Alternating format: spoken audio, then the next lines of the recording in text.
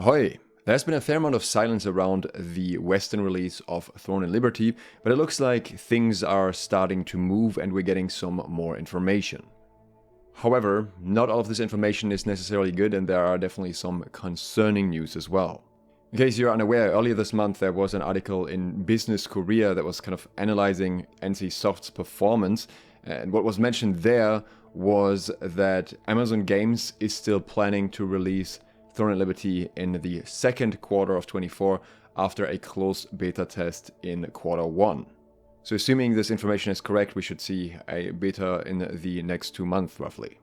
At the same time, there is also some movement on the Steam side of things. Just yesterday there was an update to Throne and Liberty on Steam, changing some of the current information. You can see here what exactly was changed. It was the label that was changed from massively multiplayer to a variety of genres, so action, adventure, massively multiplayer, RPG, and free-to-play, which of course doesn't confirm any exact dates or anything like that, but it gives us an idea that they're at least working towards something here. But what that something is exactly is the concerning part. The producer recently posted a letter to the community. They're doing that quite often, where they're giving us updates about the game and what they're planning to change and so on, which is great. But in this particular case, there was a PS at the bottom.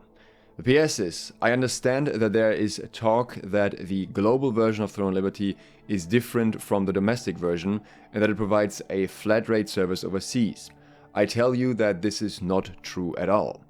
The domestic and global versions are still the same, and the business model is also the same. There are no plans to change this policy either. We have no plans at all, but even if we change it, the changes will be applied to both the Korean and global versions, and we will officially notify you so that you can be aware of the contents faster than anyone else. This to me was a bit of a shock. My impression so far was the whole reason why they're using Amazon as a Western publisher is because they want to make certain adjustments to the game that make it more suitable for a Western audience, and would likely include things like the monetization, because certain monetization models just work better in certain cultures where they're more used to them, and pay to win in particular is one that is not very popular in the West for good reason. At this point, a quick reminder to subscribe and click the bell if you want to get notified of other upcoming Throne and Liberty videos. So, first of all, let's look at the good side of this. With the global and the domestic version being the same, this likely means that we would at least have a very close, if not exactly the same patch schedule, which I think would be good overall. It's just nice to feel like you're not being left behind and always waiting for the same content that can already be accessed in another place. After all, that's exactly what most of us are experiencing right now that are not playing the Korean version. But based on the wording, that also isn't fully guaranteed. On the other hand, there are definitely significant downsides to this.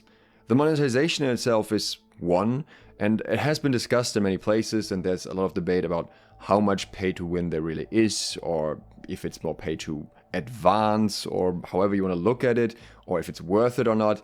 But all in all, we can say that so far there is an in-game auction house that is pretty much connected to real currency, and this seems to be financially worth it so much that the game already has a fair bit of a bot problem on some servers.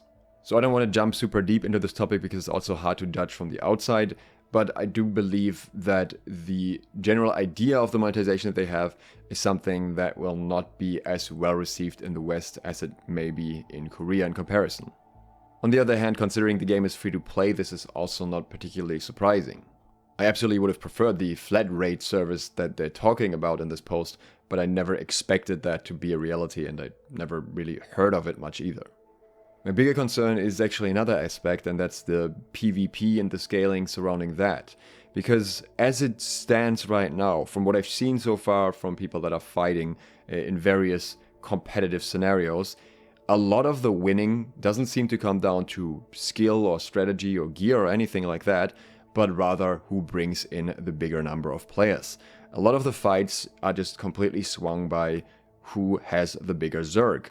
And that is not only a problem in Throne and Liberty, but it seems to be more significant than in other games because there are objectives that are regularly contested and you can kind of just contest them better with those Zergs. And I think for Western audiences, that would very quickly lead to a lot of frustration. From what some people have told me about the alliance system and so on, it doesn't seem to be all too great, especially for smaller groups of people who want to not join a massive guild and just play among themselves. It just doesn't seem like this game has much of a niche for that.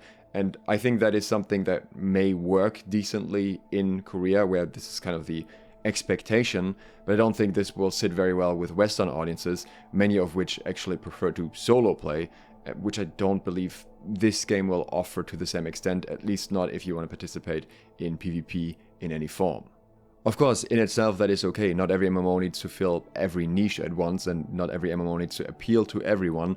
But I am hoping that they introduce some mechanics that make it more even fights between even groups, even if one of them may have more players in reserve or something, rather than the biggest Zerg wins, because that gets old pretty quickly. They're also showing us a bit more about the siege wars here, another aspect where it's going to be very relevant how much player size matters or affects that. So I believe this could be a very deciding factor for the Western future of the game. Once we have any more news on that front, I will let you know, so consider subscribing and clicking the bell if you want to get notified. Thanks to my patrons for supporting this video, and thank you for watching. SLOTH, out.